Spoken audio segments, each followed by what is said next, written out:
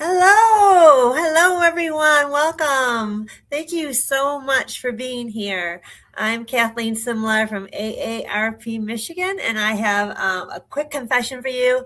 I'm not a techie, but I'm definitely tech curious, and I'm all about making my life simpler. That probably sounds familiar to you.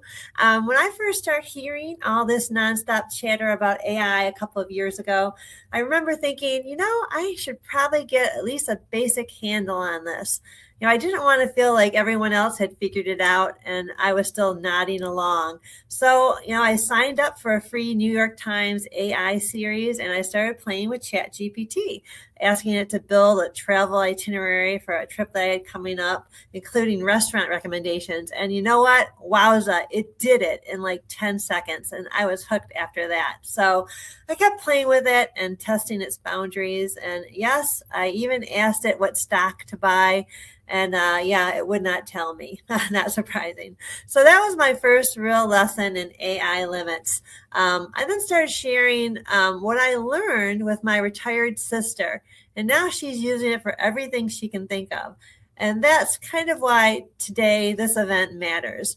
How can AI help us in our lives? And what do we need to know about using it? AI can feel confusing, overwhelming, and sometimes weird. Even we hear all these big questions. Is AI replacing humans? Is it spying on us? And why does it sound so confident when sometimes it gets things completely wrong? So that's where today's session comes in, and we're so proud to bring this to you here at AARP. Like me, our featured speaker, Beth Z, does not have a degree in IT, but she's a technology nerd, a proud technology nerd. She's also a world-renowned keynote speaker and author and proudly calls herself your nerdy best friend. She's fantastic at breaking down complicated tech in a way that actually makes sense, and it makes you laugh a little along the way too.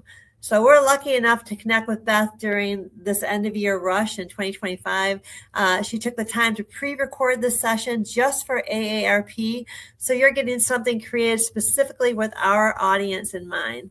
So think of it as having a smart, funny friend sit down and talk your way through what's real, what's hype, and what actually matters when it comes to AI. She's also going to share some of the newest AI tools and tips for keeping up with without feeling overwhelmed by it all, because it's a lot. I know it's a lot. So even though this session is pre-recorded, I want you to go ahead and feel free to put your questions in the chat and interact with each other. We'll be sure to send best responses to you after the event is over. So get comfortable, stay curious, and remember, no one expects you to be an expert. We're all learning this together. All right, let's get into it and jump in. Please join me in welcoming your new nerdy best friend, Beth Z.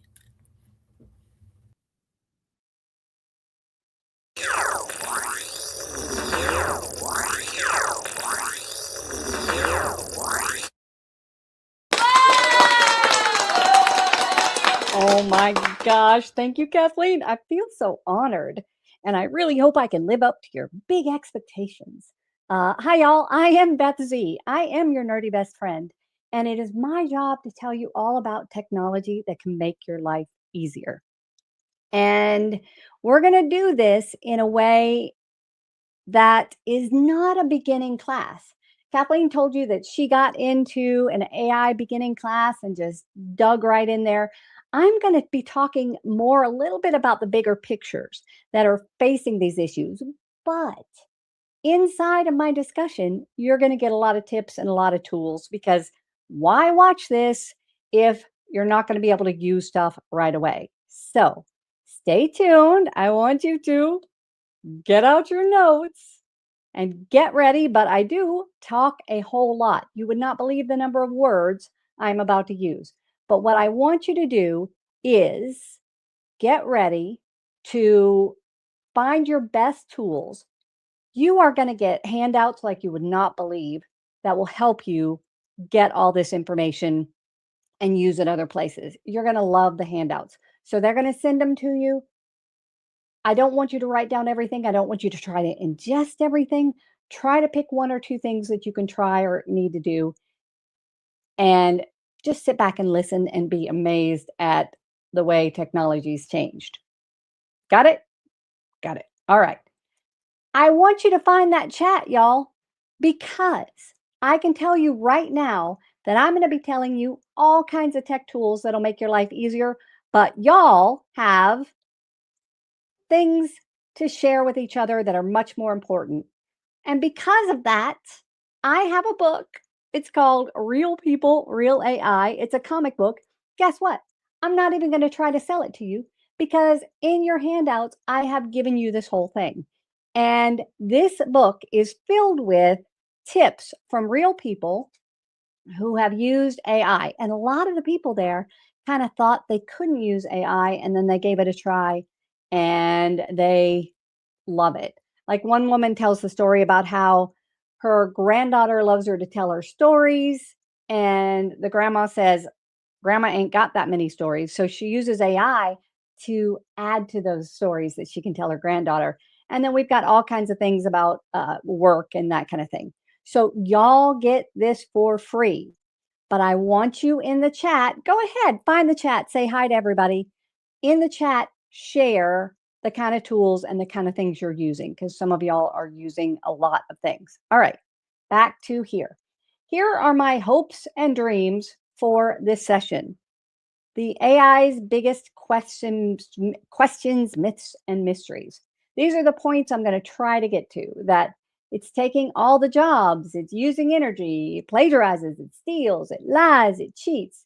And the answer is to all of them, yes. So if you have to leave early, you've just gotten the whole gist. But no, I have put all these together. My hope is to get through most of these things. But I can tell you right now that I could talk all week and won't get into all the things.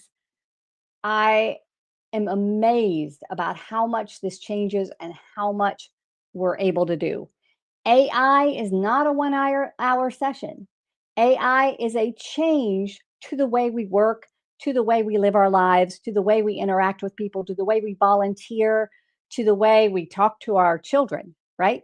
It's a complete change. So even though I'm hoping to get through all of these things, I want you to know that this is just the beginning and you may leave with more questions than answers. All right, let's start with a biggie. AI is going to take all the jobs. Now, this is something that people have been concerned about. You may right now be in the workplace and you may be concerned that it's going to take your job or you're going to be pushed out because of it. You may be retired and you're concerned about grandkids and nephews, people who are going through school right now. What is the impact of this on jobs?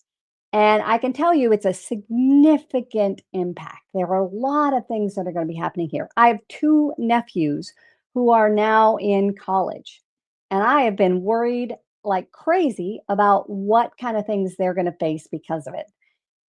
But I want you to think of AI not as a tool that will replace humans, but AI is a tool that will take away heinous tasks, heinous work tasks, heinous tasks that are just hanging over your head, heinous tasks that are things that just take time and not very much skill.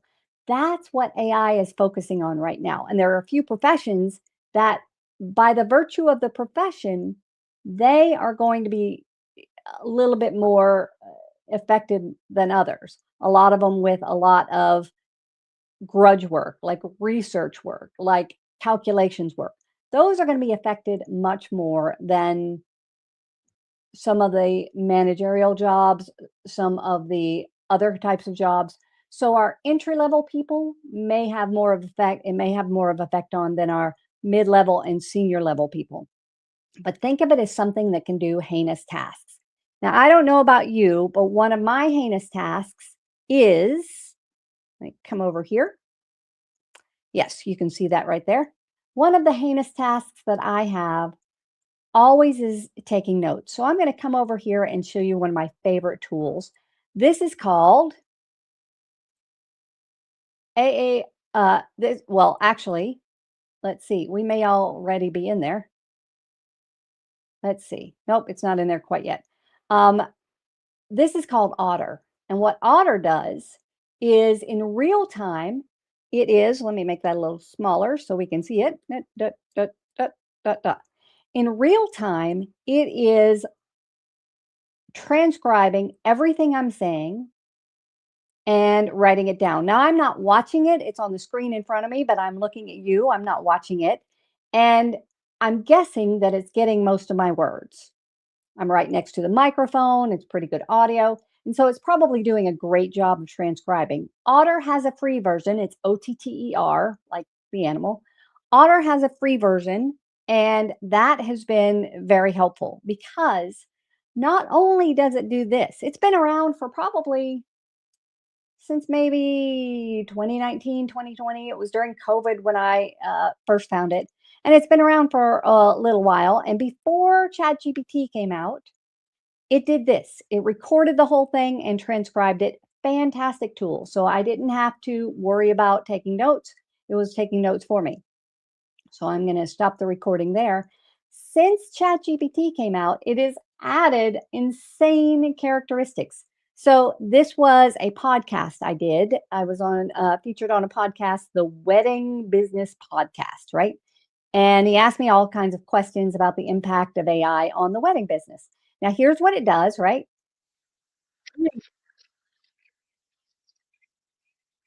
So it recorded the whole thing and transcribed it. Perfect. But since ChatGPT came out, it now does a summary. It does a breakdown of all the action items. It does an outline. It puts everything in the same place.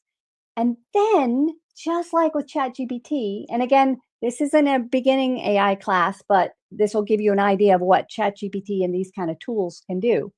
You can ask questions of the actual transcript so you don't have to know. Like if there's one thing that you missed that you want a little bit more about, it just does it. So if I can say, what did Alan say about the wedding industry?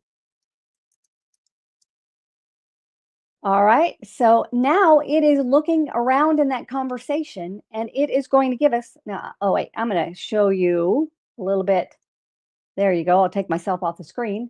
Look at that. It just told us. He's the host of it. He's written many books. He's cited experiences. Yeah, here we go. He wrote or he talked about all those things. And now I don't have to go back and try to remember it. I certainly don't have to go back to handwritten notes. Now, here's where the speaker gets very serious and talks directly to you. You know where you need this? Your doctor's appointments, your partner's doctor's appointments. Y'all, my mom died of cancer about 10 years ago, and I so wish this tool was around because she had cancer for 8 years. And if you've dealt with, a lot of us have dealt with long term illnesses, right? And if you've dealt with this, you know how many doctor's appointments there are. You know how much overwhelming information there is, how fast they talk, how many things you miss because it's so hard to understand. You can take these tools into those conversations and record those conversations and then use the AI that's built in there to ask questions and get the data from there. It changes everything. So my parents would go together, and then my sister would ask questions like, "What kind of tumor? What kind of cells?" That kind of thing. And my dad, because you just hear one thing, would say cancer, and my mom would say radiation because that's all they could remember. It happened the other day. So sadly, my husband now has cancer, and he's getting a stem cell transplant. This cancer is temporary. That's how we look at it. But we had a big meeting with his team. And one of the things the doctor told him is that he had to give up drinking, period. No more. And my husband is a bourbon snob. We have hundreds of bottles. It's a big thing. Funny, my husband thought he was supposed to give up drinking until a certain test and then it was okay.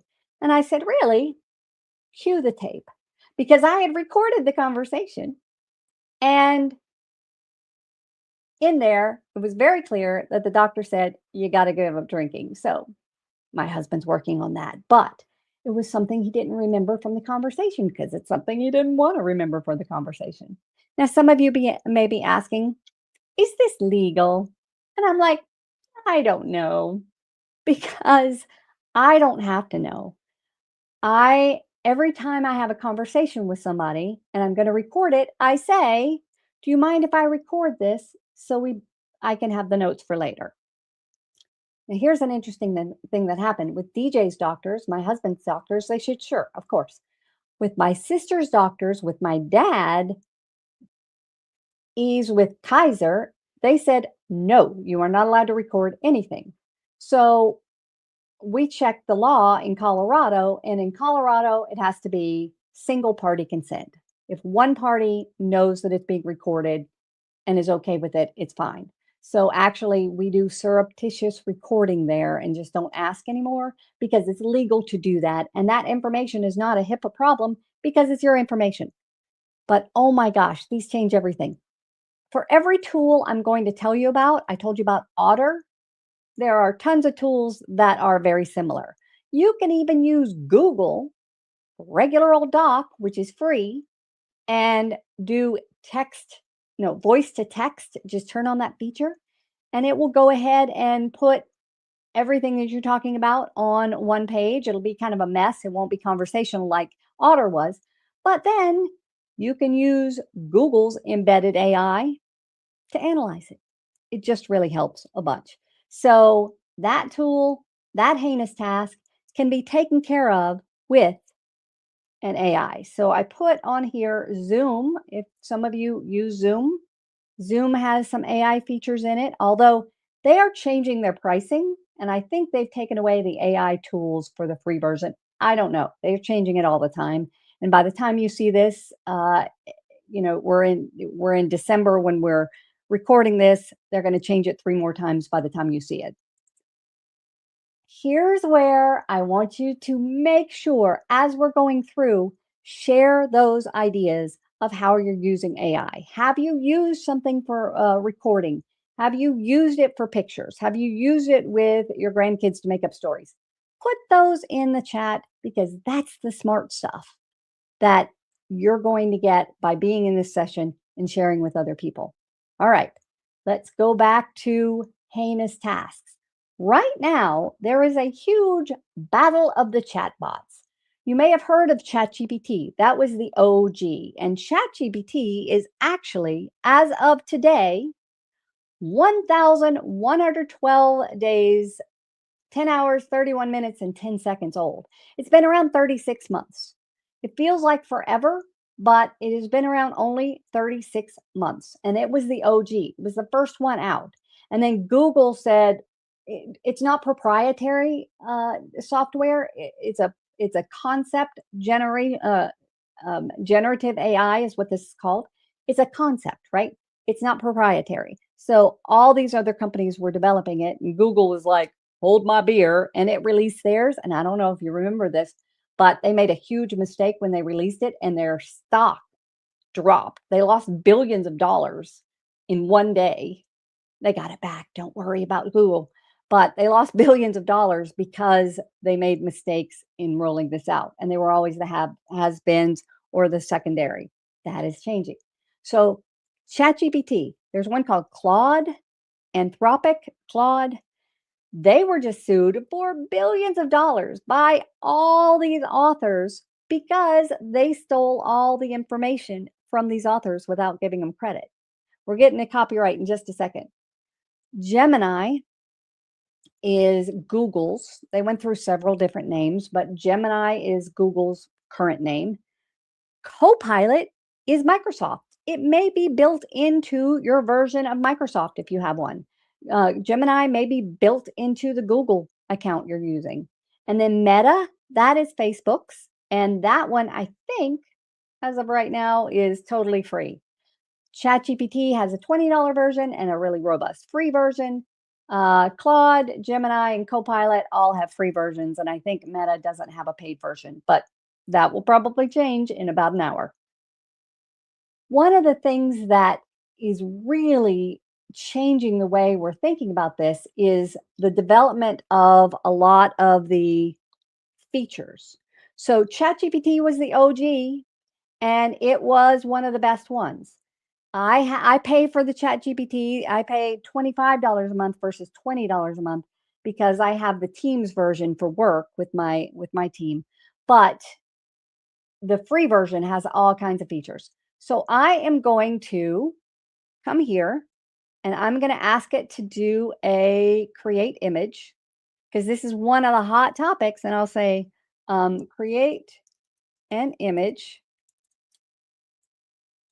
AGE, of grandparents showing their grandkids how to use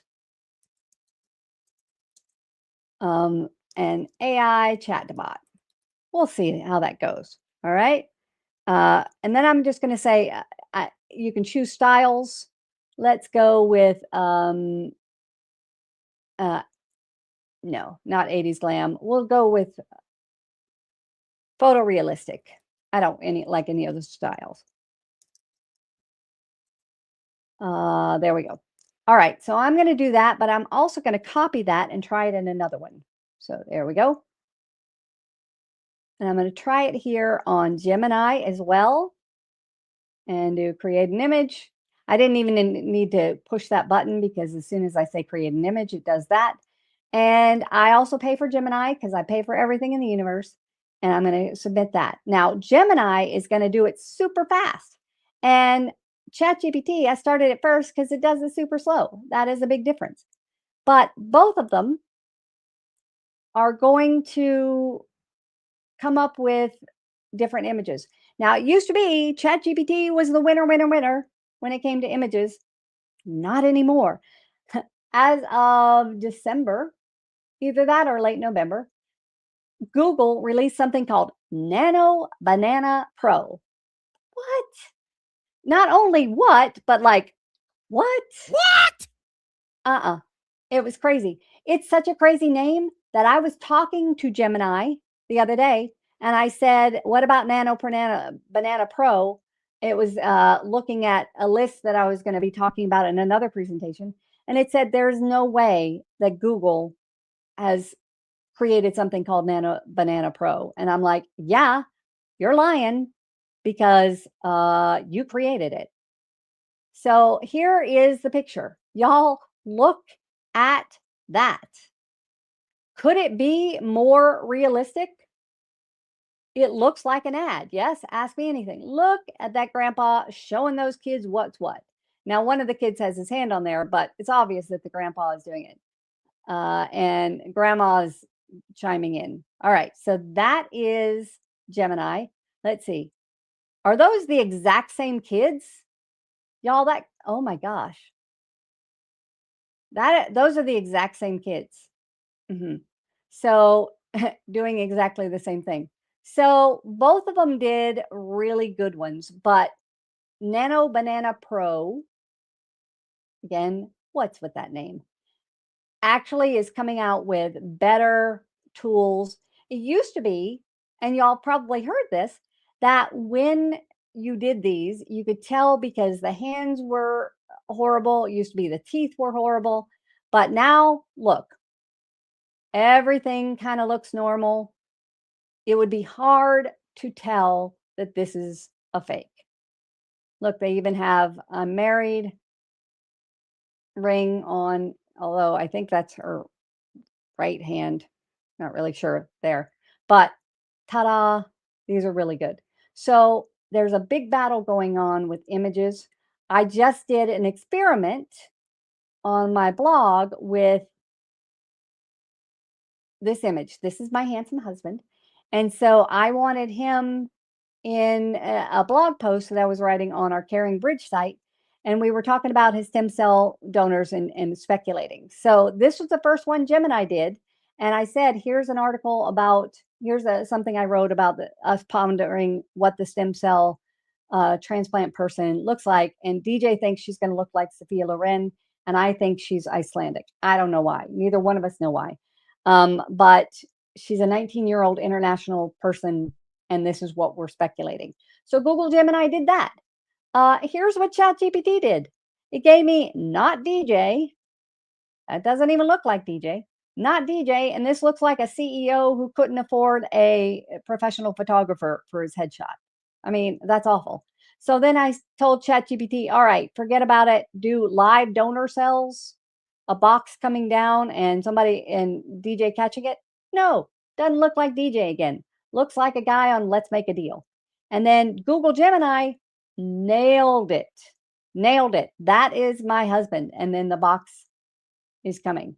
And so I gave ChatGPT one more chance. I said, okay, just try a cartoon. And nope. Just nope. So there are huge differences that are coming, even though those two pictures that I just did were pretty good.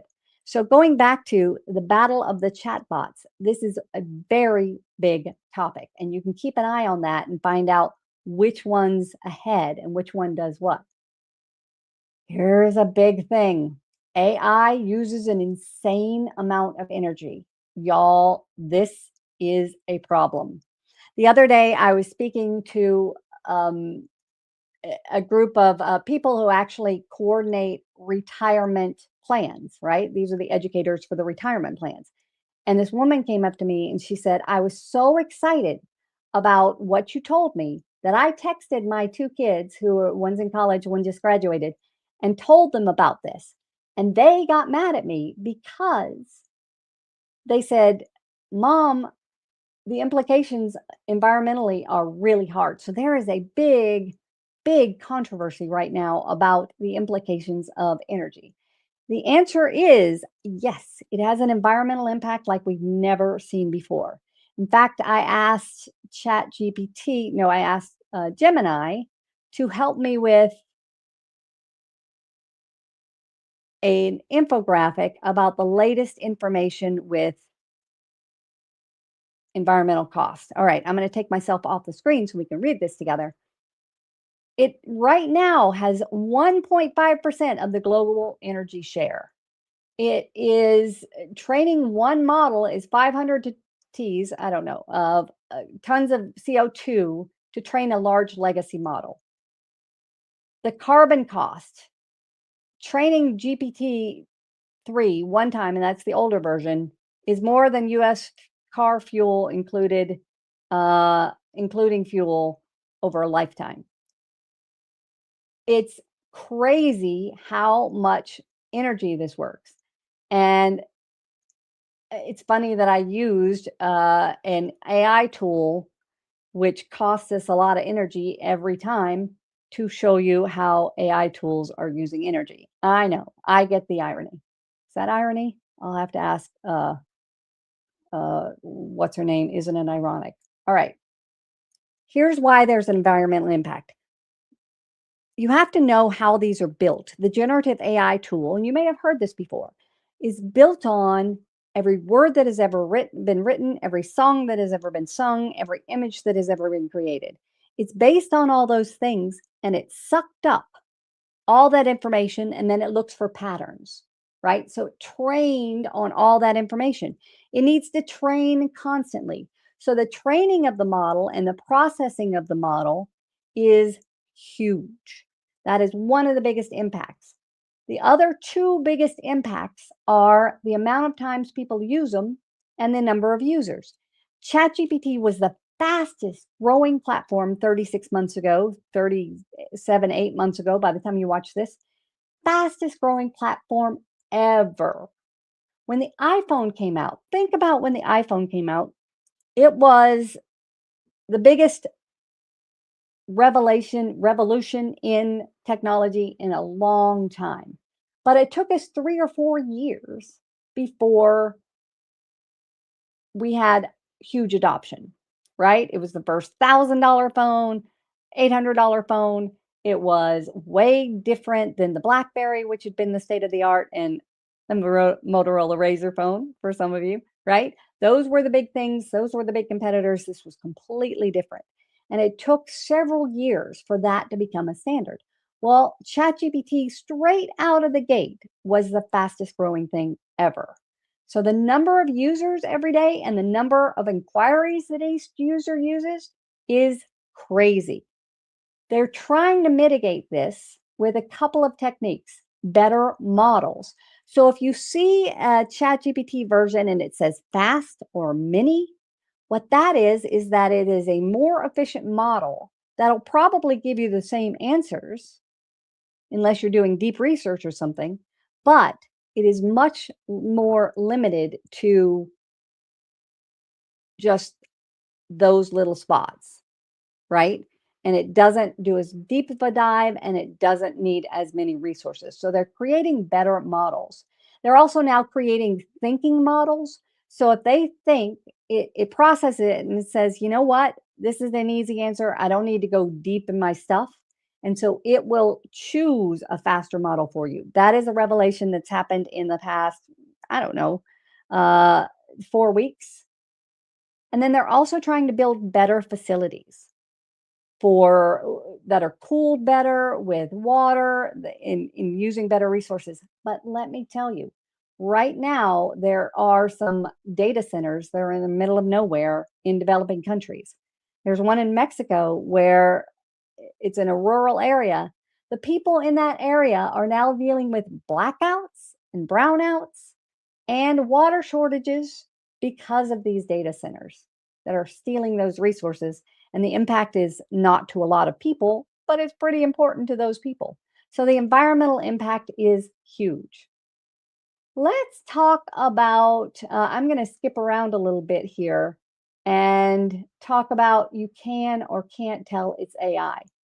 Now, you've probably seen a lot of AI content. As of last month, I saw a study that says about 50% of the information we are seeing on the internet is generated by AI. It is not generated from humans like we used to have. It is generated by AI, 50%. And that's actually good news because the doomsayers said that it would be 95% at this time in our world, right? That is a huge difference. So when you're talking about whether or not you can tell it's AI, there are lots of different things that are factors here. I want to talk about this specifically because some of you have, again, kids, grandkids, some people in your world, maybe you too, who are in schools, right? And you are getting your education, or you are working and you have colleagues that are turning in stuff that not only look completely different from everything else they've ever turned in, but also look like crap. It's called slop. We call it AI slop. And you know that that's written. So I bet several of you have done this. But let me show you how easy it is to fool checkers to see if AI is real. All right, I'm going to come back here to ChatGPT, and I'm going to say, write a blog post about how seniors are helping each other learn about AI, or the benefits of seniors helping each other to learn about AI, right? Here we go. So I am just going to write a, I'll do 350 word because I need a little content there. All right. Now, again, these are the kind of things that ChatGPT can do. If you have to write the newsletter for the place you volunteer, you can use this for a first draft. Please don't use this for the final. Let's see. And it's giving me some information. God, I hate it when something that would take me about 6 hours to do takes like 60 seconds. Oh, that was too long. Just joking. Okay. So I'm going to copy that. And I'm going to come over here to a tool. There are lots of these kind of tools called, let's see, come to this one, Zero GPT. No, yeah, Zero GPT. There are several schools use some of these tools. And no, wait, hold on. Y'all, don't tell any of these tools that I'm blocking all their ads. So this was the original one that was made right after ChatGPT came out. It was made by a student called Zero GPT to start helping people discern what is AI and what isn't. So I'm going to paste that article that we just wrote into there, and I'm going to say, is this written by AI? Got to tell you, sometimes this backfires on me because it doesn't. See, your text is human written. It thinks it's human written already. See, I told you it backfires because usually it says that it is not human written. Let me try Gemini. Usually it says, you know what? That is not human written. There we go. That it's AI. So we're going to see if Gemini gives us a more plastic one for this example. Anyway, usually when I go there after I've written something with AI, it says it is written by AI. Let's see if I can get that example to come up faster. All right, there we go. Finally seeing your goal isn't good. All right, so I'm going to copy that. Let's try it again. If this one also says human, then we've already reached the point where AI, okay, now it says this is AI generated. I was like, maybe we've reached the point when AI is now undetectable, but no, it's AI generated. And I use ChatGPT all the time, and it may know my style enough to have written it in my style so it looks more human. So now I'm going to paste this in here. This is a tool called Stealth GPT. It's a humanizer. They have made up another word for in the AI world, humanizer. And the humanizer will now 277 words. See, I wanted 350. It did not give me that. Anyway, confirm. I want it. And now it's going to humanize it and give me another version that is supposed to be able to fool an AI checker. Guess who's using this, y'all? Students. Guess who's using this, y'all? People who are applying for jobs at your company. This is a huge problem because it is impossible to tell now with these humanizers that it's AI written. So we started off at 100%. We're sure this is AI.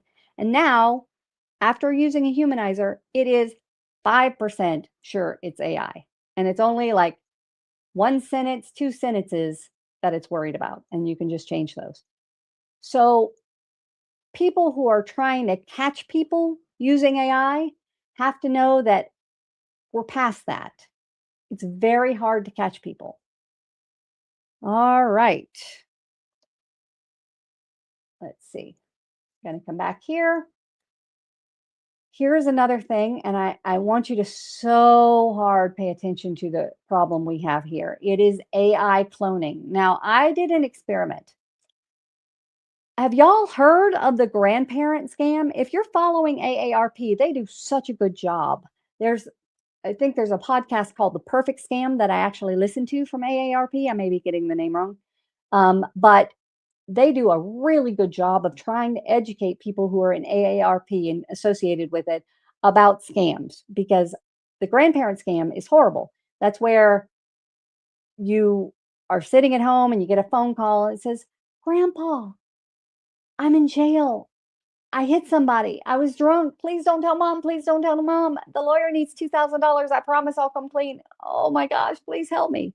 My dad fell for this. He's got a PhD in zoology. He fell for it and went to the bank and tried to get a $2,000 money order, and the bank stopped him. But this is a huge problem. So I decided to test this and see if I could fool my manager with a clone of my voice, because now people are upgrading that scam to actual voice clones. And I decided to figure out if I could fool my manager into giving my credit card to a stranger. My manager has been with me for 6 years. Would she be able to tell my voice? So I used my friend Matt. This is my friend Matt, who is real. And I told him to pretend to be me calling Haley to say, give out my credit card. So this is Matt.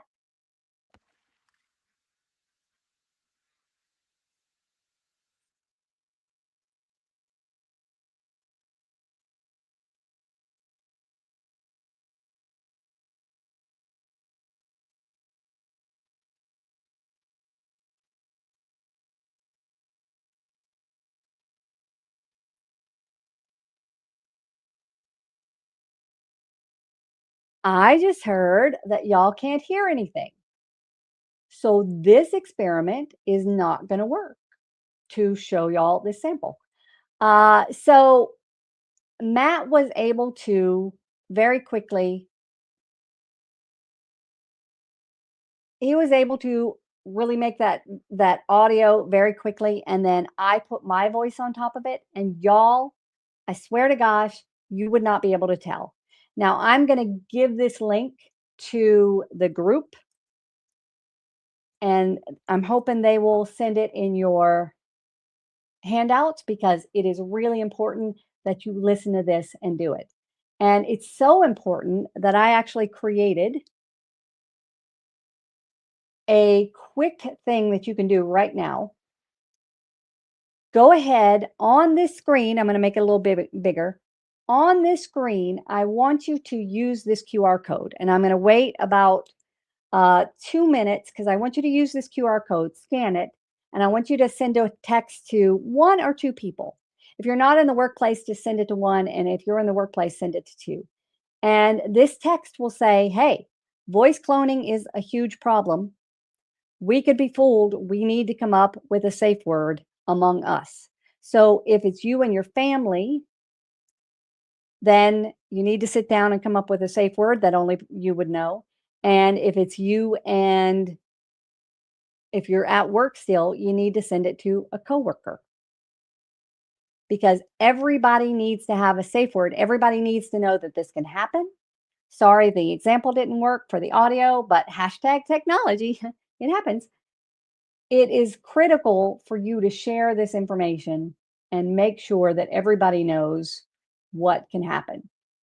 So I will give you a couple more seconds for that.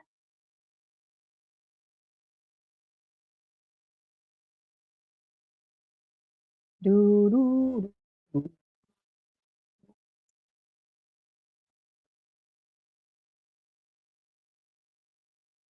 If you didn't get the QR code, I was just coming back on here to do the Jeopardy song. But if you didn't get the QR code, don't worry. I want you to just text somebody and say, hey, I just saw something about cloning, and we need to make sure that we have a safe word, because cloning exists. I guarantee when you go listen to that recording that I have on the site with the handout, you are going to be freaking out. Okay. Even if you didn't get it, you can do it later.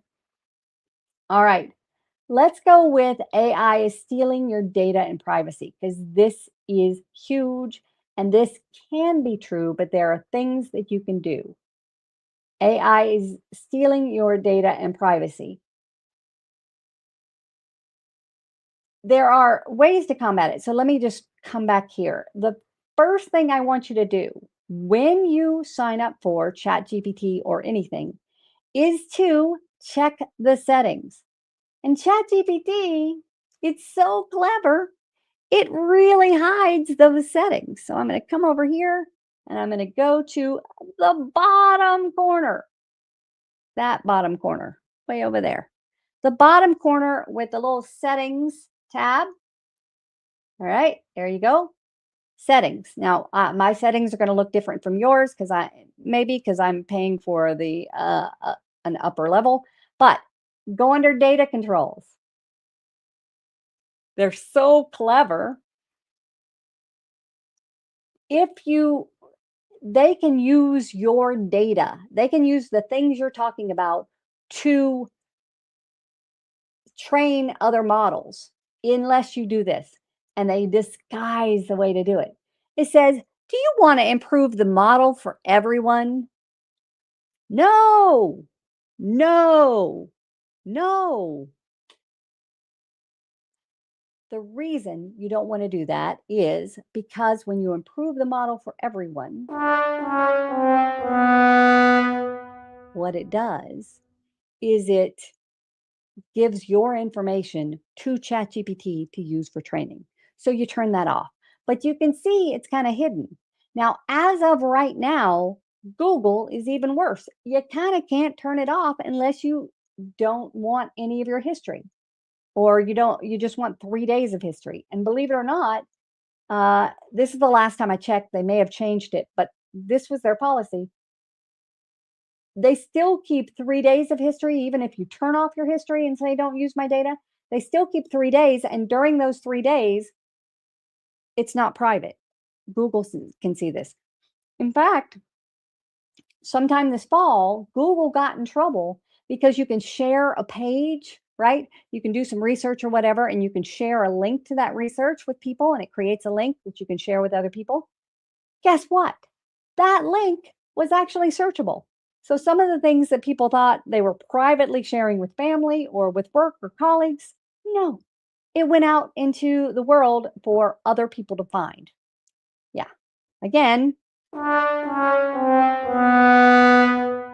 very sad. All right. So stealing your data and privacy, check. Now, there are some ways to stop it from stealing data and privacy. And that's one of the reasons I have ChatGPT teams. So if you're still in the workplace, or your daughter, son is still in the workplace and they're concerned about it and you've had these conversations about it, you can change to the Teams version and none of it gets out. If you have Microsoft Copilot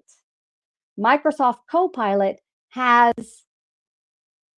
the professional version, locks it in. So you're not giving out any information. So some of the professional versions do, or you're going to have to go in there and change the settings if they allow it yourself. But another way to do it is to create boxes where information lives. And this ends up being what we call custom GPTs. And custom GPTs are really pretty cool because not only are they available for helping your privacy, but it also gives you all kinds of different ways to search. Because going back, before I'm going to show you my custom GPT, I'm going to go back to our main idea and talk about being a prompt engineer. At the very beginning of ChatGPT and when it came out, everybody was talking about you have to be a prompt engineer. You have to do perfect prompts. And the people who do perfect prompts are going to make $300,000 a year. That was all the scuttlebutt back in 2022 when this first came out, 2023. And so things have changed. Now, I'm hoping the audio comes through here. How many of y'all, I bet several of y'all remember the Commodore 64 computer? Yay! The Commodore 64 computer. The reason the Commodore 64 computer made waves is because it was the first time we had an affordable computer in people's homes. But the first iterations of the Commodore 64 computer were a little rough. Now, I'm going to play this. I'm going to watch and make sure the audio plays, but it should. Let's see. Here we go. Are you keeping up with the Commodore? Cause the Commodore is keeping up with you. In a world of fun and fantasy, and ever-changing views, and computer terminology, Commodore is news. Are you keeping up with the Commodore? Cause the Commodore is keeping up with you. Are you keeping up with the Commodore? Cause the Commodore is keeping up with you. Remember that? Y'all, I don't know why they put bikinis in this computer ad. beats me. But the Commodore 64 computer was the first one to sit in the living rooms that families could actually afford. But did you see those screens? Some of y'all remember those screens where it was just a black screen with a blinking cursor, and you had to know what you didn't know. The first iterations of Microsoft Word, which are called like WordStar, those kind of things, those things had to, in order to do bold, you had to know the code for bold, and you had to reveal the codes, and you had to get in there and put your own slashes. You remember that? So way back in the day, you had to know what you didn't know to make it work. But nowadays, these tools are just sitting there like a button waiting for you to use them. And that's why custom GPTs are so cool. So let me show you one that I made. I have it open right here. Some of y'all who only have one tab open at the time are kind of hyperventilating when you see mine. I know. All right, so I'm going to go a new chat. Now, I made this tool. You can make your own. I made this tool to help rescue, like pet rescue places, pet adoption places, create those cute little stories that, you know, it's one thing to write Tabby, age 2, male on a description for a pet. Or you can say, this is Fred. Fred was found in a drain pipe, and Fred has had the toughest life, and Fred needs a home, right? So you want to get Fred, you don't want to get Tabby Mail, right? So I created this tool that will let you take a picture of an animal. Let's see, I'm going to go right here. I'll just take some of my animals. Let's go dog. And let's see, I'm going to open that one up. I just uploaded that picture. Failed to upload. All right, let me try one more time. Y'all, if there's any doubt that I am a real person, my cat just jumped on my lap, and when I was talking about pets, and the image wouldn't work. Let me try again. This is Rhodey Von Peepers, by the way, and Rhodey Von Peepers was 1 day old when we found her, and we found her during COVID, and now she simply is obnoxious and gets on my shoulder. All right, there we go. It's the whole job. It's the tool that will let you just upload a picture, and then it writes the story for you and asks what's the name, what's the story. This is Fred. He is a boy 2 years old. All right. So obviously could be a cat person. And this cat, yeah. What breed? What's his size? He's small. He has flatulence and an attitude. All right. So now it's going to write a funny story that I can use for Fred. Let's see. And now it's kind of messing up. I'm like, just do it. Stop wasting my time. All right. So now it's going to write a story, I hope, about Fred. Meet Fred, tiny dog, big opinions. He's small in stature and aromatically gifted, right? So it just created it for me, because now instead of having to know what you don't know, these tools will let you have a bold button, a button instead of code that says, here's what I want to do. And you have access to all these. So if you have the free version of ChatGPT, you can look at them. You can't make your own, but look at all the ones that are out here. So let's say you wanted to, Kathleen, when she introduced me, talked about stock prediction, right?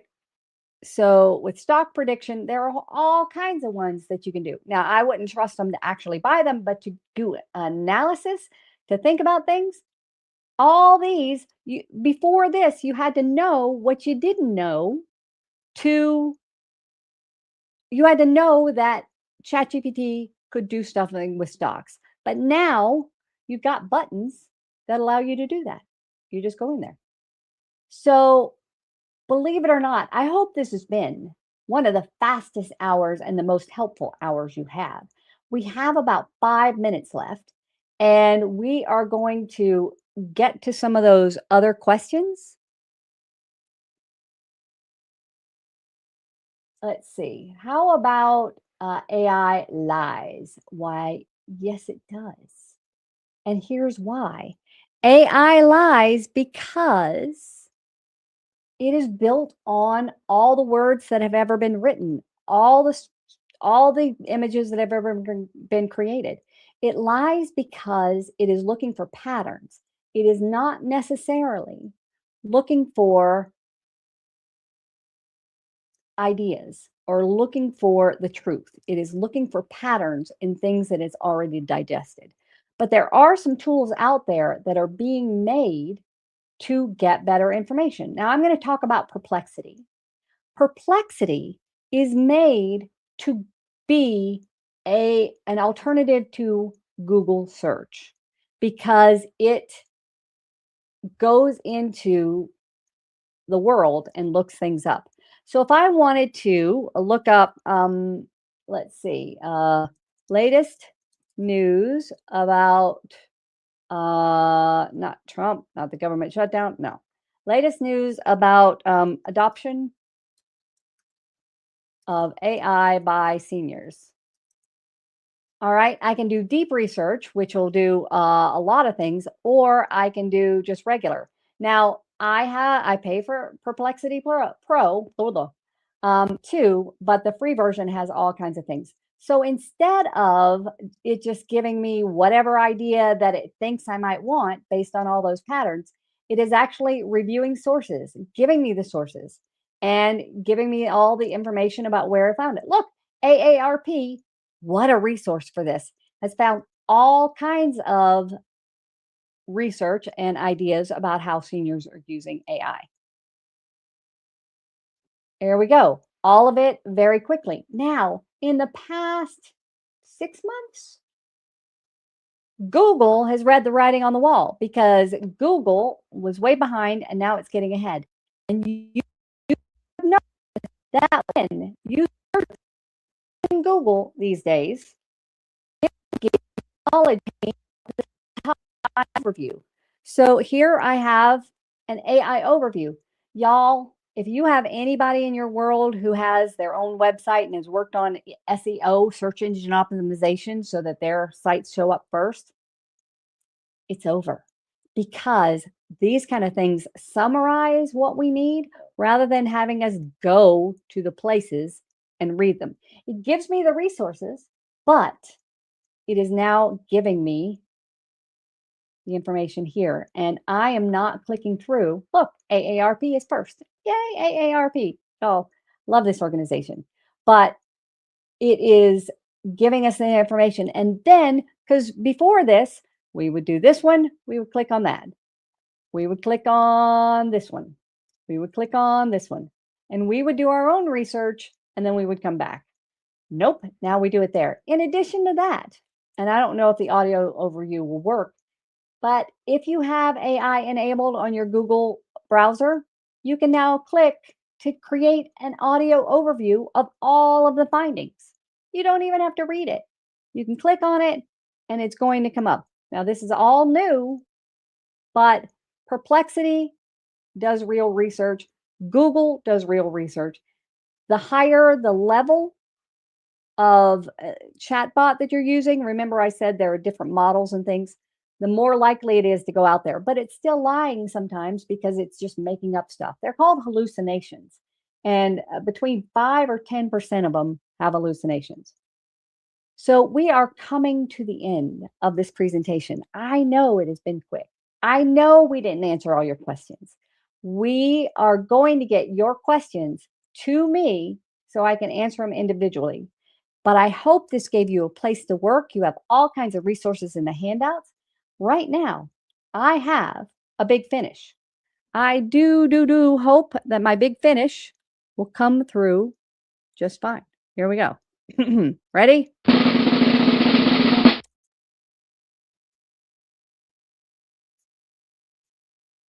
Guess I need to click on my big finish. Our nerdy time is through, but Beth Z is always here for you.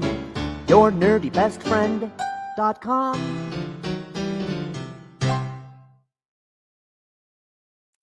Thank you so much for spending this time with me today. You've got resources, you've got all kinds of things to try. You've even got a ChatGPT deep dive in there that you can play with, and the comic book. So I appreciate it. I'm going to turn it back over to the AARP crew.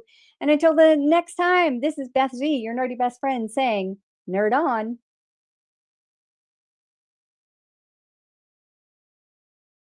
Much, and thank you for the free gift that you're giving to all of our attendees, which we will send out to everyone in an email that you'll be receiving from AARP. What a truly wonderful presentation. I learned so much, and I hope all of you did too. I was in the App Store the entire time downloading Otter and Gemini and all those other tools you talked about.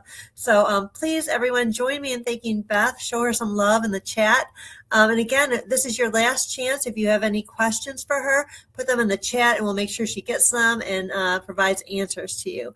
We are officially at the end of our hour, but before you go, I want to share on the screen the website for our upcoming AARP events. They are all free. AARP offers free events all year long, and you don't need to be an AARP member to attend. From in-person to virtual to exercise classes, rhythm circles, financial seminars, healthy living classes, and even social events. AARP has something for everyone. You're invited, so check it out. Again, thank you so much for coming. We'll see you next time.